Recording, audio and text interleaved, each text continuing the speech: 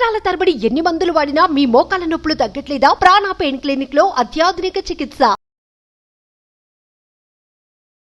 నమస్తే వంశీ గారు. నమస్కారం. పిల్లలకి వాళ్ళ రెస్పాన్సిబిలిటీస్, బాధ్యతలను అసలు ఎలా నేర్పించాలి అంటారు? ఎందుకంటే ఇవాళ రేపు చాలామంది పేరెంట్స్ నుంచి వచ్చే మాట ఏంటంటే వాళ్ళ పనులు వాళ్ళు కూడా చేసుకోలేని పరిస్థితిని చూస్తూ ఉన్నాం. చిన్న పిల్లలంటే ఓకే, 10 years దాటిన తర్వాత కూడా ఏది మంచి ఏది చెడు, దీన్ని మనం బాధ్యతగా తీసుకోవాలా లేదా అన్న విషయాల పైన వాళ్ళకి అవగాహన ఉండట్లేదని మాట్లాడుతూ ఉంటుంటారు. దానివల్ల రెస్పాన్సిబుల్ ఎప్పుడైతే ఉంటుందో పిల్లల్లో నెగ్లిజెన్సీ కనిపిస్తూ ఉంటుంది. చిన్నప్పటి నుంచే పేరెంట్స్ ఎలా వాటిపైన అవగాహన, వాళ్ళకి అవేర్నెస్ తీసుకురావాలి అంటారు? బాధ్యతలను ఎలా నేర్పించాలి అంటారు? అవును మేడం. ఈ మధ్య కాలంలో చాలా మంది అంటే బాధ్యత లేకుండా ఉండడానికి కారణం వాళ్ళకు చిన్నప్పటి నుంచి బాధ్యతలు నేర్పించకపోవడం. కాబట్టి చిన్న పిల్లలకి ఏ ఏజ్ నుంచి బాధ్యతలు నేర్పించాలనేది కూడా ఒక డౌటే మేడం.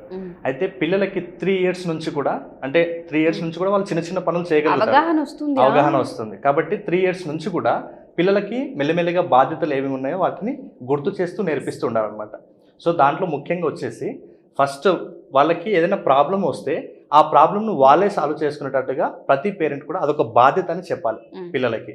ఎందుకంటే ఈ మధ్యకాలంలో ఏం చేస్తున్నారంటే పిల్లలు ఏదైనా మిస్టేక్ చేసినప్పుడు పేరెంట్స్ వెళ్ళి దాన్ని కప్పిపుచ్చడము, లేదనుకుంటే మా వాడు తెలియక చేశారు కప్పిపుచ్చడం. అవును మేడం. పిల్లలకి ఏమర్థమవుతుందంటే మేము ఏం తప్పు చేసినా కూడా మా పేరెంట్స్ మమ్మల్ని వెనకేసుకొస్తారు, మేము ఏం తప్పు చేసినా కూడా నడుస్తుందిలే అన్నటువంటి భావన పట్టించుకోరు. కాబట్టి పిల్లలకి అదొక బాధ్యత చెప్పాలి. అవసరమైతే ఏం చేయాలంటే పేరెంట్స్, ఫర్ ఎగ్జాంపుల్ వాళ్ళు ఇంకొక ఫ్రెండ్ది ఏదైనా వస్తువు డ్యామేజ్ చేసినప్పుడు మనం వెళ్ళి తెలియక చేశారులే, లేకుంటే అది మీరే చేసుకున్నారులే, ఇట్లాంటి అంటే మన పిల్లల్ని పక్కకు పెట్టి వాళ్ళ మీద చాలామంది కంప్లైంట్స్ చేస్తుంటారు. కాబట్టి పేరెంట్స్ అవసరమైతే అది మీ పిల్లాడే చేశాడని కన్ఫర్మ్ అయితే మీరు అవసరమైతే ఆ బాబు చూస్తున్నప్పుడే దానికి నష్టపరిహారం ఏముందో అది మీరే వాడి ముందర చెల్లించండి, బాధ్యతగా తీసుకోవాలి. అప్పుడు వాళ్ళకి చేయాల్సిన అవసరం. అవును మేడం. అప్పుడు వాళ్ళకి అర్థమవుతుంది, అయ్యో నేను ఇలా చేసి ఉండడం వల్ల మా పేరెంట్స్ ఫైన్ కట్టారు అక్కడ. అంటే వాళ్ళకి జరిగినటువంటి 100 rupees ఉండొచ్చు, 50 ఉండొచ్చు, ఇంకా పెద్దది కూడా ఉండొచ్చు. చిన్నదాని నుంచి మీరు అక్కడ నేర్పిస్తే వాళ్ళకి మిగతా పెద్దవాటికి వెళ్లకుండా చూసుకుంటారు. మనం దాన్ని ఆపకపోతే ఆ 100 కాస్త 1000 కావచ్చు, 1,00,000 కూడా కావచ్చు. కాబట్టి ప్రతి పేరెంట్ కూడా దాని మీద పిల్లలకి అవకాశం ఇవ్వాలి. ఆ తప్పు నేను చేశాను కాబట్టి నేనే నేర్పించాలి, నేనే దానికి అవసరమైతే క్షమాపణ అడగాలి, నేనే దానికి అవసరమైతే ఆ నష్టానికి నేను ఇవ్వాలి అనే విషయాన్ని నేర్పించాలి. ఫస్ట్ పాయింట్ వచ్చేసి. నెక్స్ట్ వచ్చేసి పిల్లలకి పేరెంట్స్ ఏం చెప్పాలంటే చిన్నప్పటి నుంచి, అంటే 3 years తర్వాత నుంచి మెల్లమెల్లగా ఇతరులకు రెస్పెక్ట్ ఇవ్వాలి, అది మన బాధ్యత అని నేర్పించాలి. ఈ మధ్యకాలంలో మనం అబ్జర్వ్ చేసినట్లయితే మేడం, చాలామంది వాళ్ళ ఇంట్లో పనిచేసే వాళ్ళని కానీ, లేదనుకుంటే వాళ్ళ ఇంటి పక్కల వాళ్ళని కానీ, వాళ్ళు ఏం చేస్తారంటే వీళ్ళు చిన్నగానే ఉంటారు, మహా అంటే వీడు 3rd or 4th classకి వెళ్తుంటారు, వాళ్ళ ఏజ్ ఒక 30 or 40 or 50 ఉంటుంది. కొంచెం ఏజ్డ్ వాళ్ళని కూడా పేరు పెట్టి పిలుస్తుంటారు, మంగమ్మ, రామయ్య, ఇట్లాంటి వీళ్ళు నేను డైరెక్ట్ చూసాను చాలా మందికి. పేరెంట్స్ ఏం చేస్తారంటే ఏదో ఖుష్ ఫీల్ అవుతూ ఉంటుంటారు, పిలుస్తున్నారు అని ఆ విధంగా వాళ్ళని మోటివేట్ చేస్తూ ఉంటారు తప్ప ఇది పెద్ద అయ్యేటప్పుడు వాళ్ళకి అలవాటుగా మారుతుంది అన్న విషయాన్ని గమనించారు. అలవాటుగా మారి చాలా మందికి కనిపిస్తున్నారు. ఈ ఫస్ట్ వాళ్ళకి పలకడానికి రానప్పుడు, పేరు పలికినప్పుడు ఓకే ఆనందం, కానీ వాళ్ళకి ఊహ తెలిసిన తర్వాత ఒక ఏజ్డ్ పర్సన్ని పేరు పెట్టి పిలుస్తుంటారు చాలా మంది పిల్లలు. దానికి రీజన్ పేరెంట్సే. పేరెంట్స్ ఎవరైతే అంటే ఊహ తెలియనప్పుడు పేరుని పలకడంలో హెల్ప్ చేయండి, నో ప్రాబ్లం. కానీ వాళ్ళు పెద్ద అయిన తర్వాత వాళ్ళ ఏజ్ కన్నా రెస్పెక్ట్ ఇవ్వాలి అన్ని. వాళ్ళని ఫర్ ఎగ్జాంపుల్ అంకులో, నా తాతయ్యనో ఏదో ఒకటి పిలవండి. డైరెక్ట్ రామయ్య, సీతమ్మ, ఇంట్లో పనిచేసే వాళ్ళని కూడా ఆ పిల్లలు పేరు పెట్టి పిలుస్తుంటారు చాలా మంది. అంటే వాళ్ళకి మేము ఒక ఉన్నతమైన భావాలు కలిగి ఉన్నాం అన్నట్లు. సో పెద్దవాళ్ళకి వాళ్ళ ఏజ్కైనా సరే మనం రెస్పెక్ట్ ఇవ్వాలని పేరెంట్స్ పిల్లలకి నేర్పించాలి. లేదనుకుంటే ఇదే అలవాటుగా మారిపోయి వాళ్ళు మిగతా వాళ్ళని వాళ్ళు ఎప్పుడు కూడా వాళ్ళకి వాల్యూ ఇచ్చే పరిస్థితుల్లో ఉండరు అనమాట, రెస్పెక్ట్ ఇవ్వరు. కాబట్టి ఖచ్చితంగా పేరెంట్సే నేర్పించాలి, ఎవరైనా ఉండదు. నీకంటే ఒక 1 month పెద్దగా ఉన్నా సరే వాళ్ళని అన్నాన్ని పిలవడమో, లేకుంటే మీ రిలేషన్ ఏది ఉందో దాన్ని పట్టి పిలవడం అనేది ప్రతి ఒక్కరు చేయాలి. దాన్ని రెస్పాన్సిబిలిటీగా పేరెంట్స్ నేర్పించాలి. నెక్స్ట్ వచ్చేసి ప్రతి పిల్లలు కూడా ఇప్పుడు ఎలాగో సమ్మర్ కాబట్టి ఇంట్లో ఆడుతుంటారు, వాళ్ళకి ఇష్టమైనటువంటి బొమ్మలన్నీ కూడా తీసేసి హాల్లోనో కిచెన్లోనో వేసేస్తుంటారు. అలా వేసిన తర్వాత పిల్లలకి ఆ రూమ్ అనేది ఉంటుంది కదా, రూమ్ మేనేజ్మెంట్, స్పేస్ మేనేజ్మెంట్ అంటారు. ఎక్కడి నుంచి ఆ వస్తువులు తీసిరో ఆ వస్తువులను మళ్ళీ అక్కడే పెట్టాలని ప్రతి పేరెంట్ అది బాధ్యత అని గుర్తు చేయాలి. వాళ్ళతో పాటు వీళ్ళు చేస్తూ నేర్పించాలి. చాలా సందర్భాల్లో పేరెంట్స్ అది చేయరు, నువ్వు పెట్టేయి, నీకు చేత కదా ఇలా చేయడం, లేదు అంటే వీళ్ళు వెళ్ళి చేయడం, ఈ రెండిట్లో ఏదో ఒకటి చేస్తుంటారు. అవును. ఇలా చెయ్యాలి మన ఇద్దరం కలిసి చేద్దాం రా అని వీళ్ళు బాధ్యత తీసుకుని వాళ్ళకి బాధ్యత నేర్పించడం చాలా అవును. తక్కువ రేర్ కేసెస్ లో మనం చూస్తాం. అవును. ఈ మధ్య కాలం అయితే ఇంకా పేరెంట్స్ విసిగిపోతుంటారు, ఈ బొమ్మలన్నీ ఏంట్రా అసలు అంటే కదలనీయకుండా పని చేసుకోనీయకుండా అంటారు. కాబట్టి పిల్లల ముందే ఫస్ట్ కలిసి చేయండి, తర్వాత ఇది నా బాధ్యతనే అని పిల్లలకు గుర్తు చేయండి. ఆడుకుంటే ఆడుకోండి, తర్వాత తీసి అది వాటి ప్లేస్లలో వాటిని పెట్టండి. దాన్ని స్పేస్ మేనేజ్మెంట్ అంటారు. ప్రతి పేరెంట్ కూడా దాన్ని నేర్పించాలి. నెక్స్ట్ వచ్చేసి పిల్లలకి చిన్నప్పుడే చెప్పాలి, రూమ్ క్లీనింగ్ కూడా వాళ్ళకి బాధ్యత అప్పగించాలి. అంటే వాళ్ళ స్టడీ రూమ్ ఉండొచ్చు, లేదనుకుంటే ఇంకా కొంతమంది అమ్మాయిలు ఉన్నట్లయితే హాల్, కిచెన్ అట్లాంటివి క్లీన్ చేయడం కూడా అది బాధ్యత అని గుర్తు చేయాలి. ఎందుకంటే చాలా మంది స్టడీ రూమ్ అబ్జర్వ్ చేసినట్లయితే మొత్తం చిందర వందర ఉంటుంది, బుక్స్ ఎక్కడ, పెన్స్ ఎక్కడ, అట్లాంటివి ఉంటాయి. దాన్ని కూడా మేనేజ్ చేసుకోవాలి, రూమ్ని నీట్గా ఉంచుకోవాలి, అది మన బాధ్యత అని ప్రతి పేరెంట్ కూడా గుర్తు చేయాలి. అమ్మాయిలు అయితే అంటే వాళ్ళకి చిన్నప్పటి నుంచి అలవాటు చేయిస్తున్నారనమాట, అంటే రూమ్ క్లీనింగ్ ఎలా చేయాలనే విషయం పేరెంట్స్తో పాటు ఖచ్చితంగా దాన్ని చెప్పాలి, ఇది మన బాధ్యత అని గుర్తు చేయాలి. లేదనుకుంటే ఈ మధ్యకాలంలో చాలా మంది చూస్తున్నాం నెగ్లిజెన్స్, దాంతోపాటు వాటిపైన అవగాహన ఉండకపోవడం, అదర్ యాక్టివిటీస్ ఎక్కువైపోవడం, అండ్ ఎవరో వచ్చి చేస్తారని వెయిట్ చేస్తూ ఉండడం, ఇవి ఎక్కువైపోతూ ఉన్నాయి. ఫిజికల్ యాక్టివిటీ దాని వల్లనే తగ్గిపోతూ ఉంది. చాలా మంది అమ్మాయిలు కావచ్చు, అబ్బాయిలు కావచ్చు, మన ఇంటిని ఎస్పెషల్లీ మనం ఉండే రూమ్ని మనం క్లీన్ చేసుకోవడం అనేది ఫస్ట్ మన బాధ్యతగా తీసుకుంటుంటాము. పేరెంట్స్ చేస్తూ ఎప్పుడైతే అలవాటు చేస్తూ ఉంటుంటారో ఈ హెడేక్స్ అనేవి ఉండవు. ట్రూ. నెక్స్ట్ మీల్ టైంలో పిల్లలకి చిన్న చిన్న పనులు అప్పగించాలన్నమాట. మా వాడు 3 years ఉంటాడు మేడం, వాడికి వాటర్ బాటిల్ తీసుకొని వెళ్ళి వాటర్ తీసుకురా, లేకుంటే ఆ ప్లేట్ తీసుకురా, ఇట్లాంటి బాధ్యతలు చెప్తుంటాం. వాడు చేస్తుంటాడు 3 years అయినప్పుడు కూడా. సో ప్రతి ఒక్కరు కూడా చిన్న చిన్న అంటే 3 years లో ఏం నేర్పిస్తామంటే ఇలాంటివి నేర్పించవచ్చు. వాటర్ బాటిల్ తీసి పక్కకు పెట్టడం, లేకుంటే అక్కడ ప్లేట్స్ పెట్టడం, లేకుంటే చిన్న చిన్న వాళ్ళకి అవసరమైన చిన్న సాల్ట్ బాక్స్ తీసుకురావడం, ఇట్లాంటివి చెప్పినప్పుడు ఆ మీల్ టైంలో పేరెంట్స్కి చాలా హెల్ప్ చేసిన వాళ్ళు కూడా అవుతారు. అంటే తినే ముందు అరేంజ్ చేయడం, తిన్న తర్వాత కూడా మళ్ళీ నీట్గా వాటిని తీసివేయడం, ఇట్లాంటివి కూడా బాధ్యత అని గుర్తు చేయాలి ప్రతి పేరెంట్ కూడా.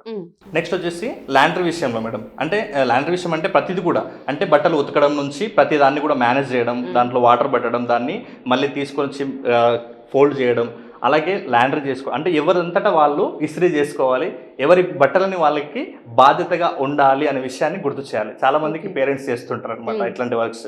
సో వాళ్ళకి అప్పగించాలన్నమాట, ఈ పని మీరు చేసుకోవాల్సింది మీ బాధ్యత అని గుర్తు చేయాలి. నెక్స్ట్ వచ్చేసి చాలా ఇళ్లలో ప్రతిసారి ఉంటుంది, ప్రతి వారంలో కూడా దాదాపు ఒక 1-2 days దానికి ఉంటుంది. అదేంటంటే క్లాత్స్ని ఆర్గనైజ్ చేయడం అనమాట. అంటే కొన్ని షెల్ఫ్లు, కొన్ని బీరువాలు, ఇట్లాంటి వాటిని ఆర్గనైజ్ చేయడం ఇది ఒక పెద్ద రిస్క్ టాస్క్. కాబట్టి అవును మేడం, కాబట్టి దీంట్లో పిల్లలు పేరెంట్స్కి హెల్ప్ చేయాలన్నమాట.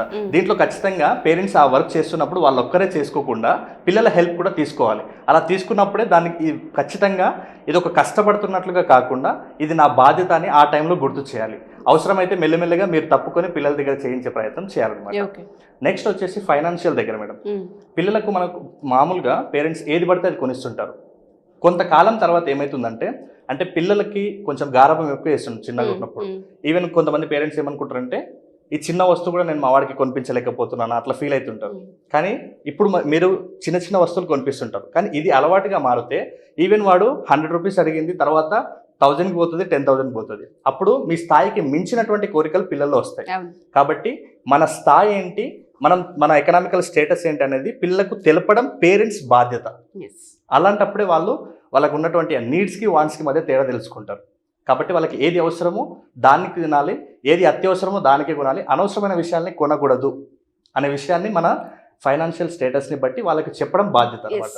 నెక్స్ట్ మరీ ముఖ్యంగా ఈ మధ్య కాలంలో చాలామంది మొబైల్స్ వాడుతుంటారు పిల్లలు. అయితే పేరెంట్స్ ఎలా కంట్రోల్ చేయాలో తెలియదు అనమాట. కాకపోతే ఇది కూడా బాధ్యత అని గుర్తు చేయాలి.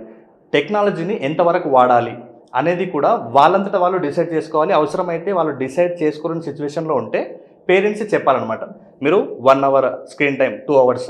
సో సోషల్ మీడియాకి కూడా ఎంత వాడాలనో అంతే వాడాలి, అది మన బాధ్యత. దాన్ని ఓవర్గా వాడి మనటువంటి ఫోకస్ని మిస్యూజ్ చేసుకోకూడదు అనే విషయాన్ని పేరెంట్స్ చెప్పడం వాళ్ళ బాధ్యత అని చెప్పాలి. ఫైనల్గా వచ్చేసి చాలామంది మన చుట్టుపక్కల కూడా ఏమైనా జరుగుతుంటే కూడా పట్టించుకోరు పిల్లలు.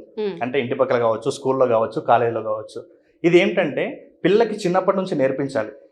ఇప్పుడు ఫర్ ఎగ్జాంపుల్ పిల్లలకి బాక్స్లో టిఫిన్స్ పెట్టి పంపిస్తుంటాం, కొంచెం ఎక్స్ట్రా పెట్టి పంపండి. ఒకవేళ అక్కడ స్టూడెంట్స్ ఎవరో ఒకరు అప్పుడప్పుడు మిస్ చేస్తుంటారు అన్నమాట తెచ్చుకోవడం. అలాంటి వాళ్ళకి షేర్ చేయాలని నేర్పించండి.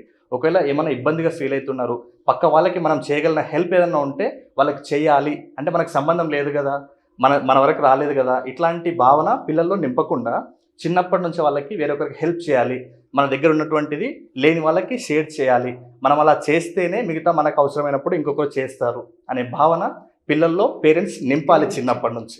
ఈవెన్ అది క్యారేజ్ నుంచే స్టార్ట్ చేయండి. ఎస్, మీరు అన్నట్టుగానే షేరింగ్ ఒకటి అండ్ దాంతోపాటు ఫినాన్షియల్ ఒకటి అండ్ ఇంట్లో పనులకు సంబంధించి క్లోత్స్ కావచ్చు, ఫోల్డింగ్ సంబంధించి కావచ్చు, లేదంటే ఐరన్కి సంబంధించి కావచ్చు, ఇవన్నీ కూడా వాళ్ళ బాధ్యతలు అని మనం చేస్తూనే నేర్పించాల్సిన అవసరం ఉంది.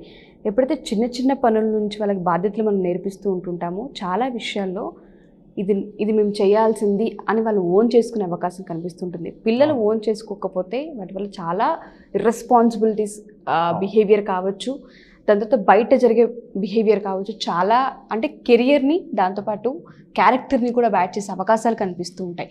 ఈ చిన్న వాటిని ఎప్పుడైతే ఎడ్యుకేట్ చేయడం పేరెంట్స్ బాధ్యతగా తీసుకుంటూ ఉంటారో పిల్లలకి చాలా పెద్ద హెల్ప్ అవుతుంటుంది వాళ్ళ ఫ్యూచర్కి. మీరు అన్నట్టుగానే 3 years పిల్లల నుంచి పేరెంట్స్ స్టార్ట్ చేయాల్సిన అవసరం ఎంతైనా ఉంది.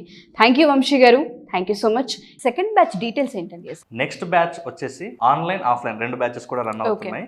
దీంట్లో అసలు ఏమేమి ఉంటాయి ఈ క్లాస్లో అంటే, ఫస్ట్ మెమరీ టెక్నిక్స్ నేర్పిస్తాము, దాంతోపాటు స్పీడ్గా ఎలా చదవాలి, సిలబస్ని ఎలా కంప్లీట్ చేయాలో కూడా ఇంపార్టెంట్ కాబట్టి స్పీడ్ రీడింగ్ టెక్నిక్స్ నేర్పిస్తాము. నేర్చుకున్నారు, విన్నారు, గుర్తుపెట్టుకున్నారు, చదివారు, ఫైనల్గా కావాల్సింది రాయడం కూడా ఇంపార్టెంట్ కాబట్టి హ్యాండ్ రైటింగ్ టెక్నిక్స్ కూడా నేర్పిస్తాను. ఇంకా ముఖ్యంగా పిల్లలకి ముందుకు వెళ్తున్న కొద్దీ ఏ కోర్స్కి వెళ్ళాలనేది సరిగ్గా రూట్ తెలియక ఆగిపోతారు, అలాంటి వాళ్ళ కోసం కెరీర్ గైడెన్స్ కూడా ఉంటుంది. ఇంకా ముఖ్యంగా ప్రతి పిల్లలకు కూడా చిన్నప్పటి నుంచే నేర్పించాల్సిన పాయింట్ ఏదైనా ఉంది అంటే ఫైనాన్షియల్ నాలెడ్జ్ కూడా వాళ్ళకి ముందే నేర్పించాలి కాబట్టి ఈ అన్ని పాయింట్స్ని మనం అక్కడ, ఇంకా దీంతో పాటు లర్నింగ్ డిజబిలిటీస్, ఇంకా కొంతమందికి లిజనింగ్, స్పీకింగ్, రీడింగ్, రైటింగ్, దీంట్లో కూడా కొంతమంది లోపాలు ఉంటాయి, సో కరెక్ట్గా 100% చేయలేకపోతారు. వీళ్ళందరికీ ఈ 6 పాయింట్స్ని దృష్టిలో పెట్టుకొని 15 days పాటు ఒక వర్క్షాప్ని డిజైన్ చేయబడింది మేడం. సో ప్రతి ఒక్కరికి కూడా అది హెల్ప్ అయ్యే వర్క్షాప్. ఈవెన్ స్కూల్ వాళ్ళు, బిజినెస్ మ్యాన్స్, లేకుంటే కాంపిటేటివ్ ఎగ్జామ్స్కి ప్రిపేర్ అయ్యే వాళ్ళు ఎవరైనా సరే ఆ వర్క్షాప్కి అటెండ్ అవ్వచ్చు. చిన్న పెద్ద తేడా లేకుండా అటెండ్ అయ్యే అద్భుతమైన వర్క్షాప్. థ్యాంక్ యూ అండి, మంచి వర్క్షాప్ ఇది, చాలా మందికి హెల్ప్ అవుతూ ఉంటుంది. సుమన్ టీవీలో మీ పర్సనల్ అండ్ బిజినెస్ ప్రమోషన్స్ కోసం కింది నెంబర్కి కాంటాక్ట్ చేయండి.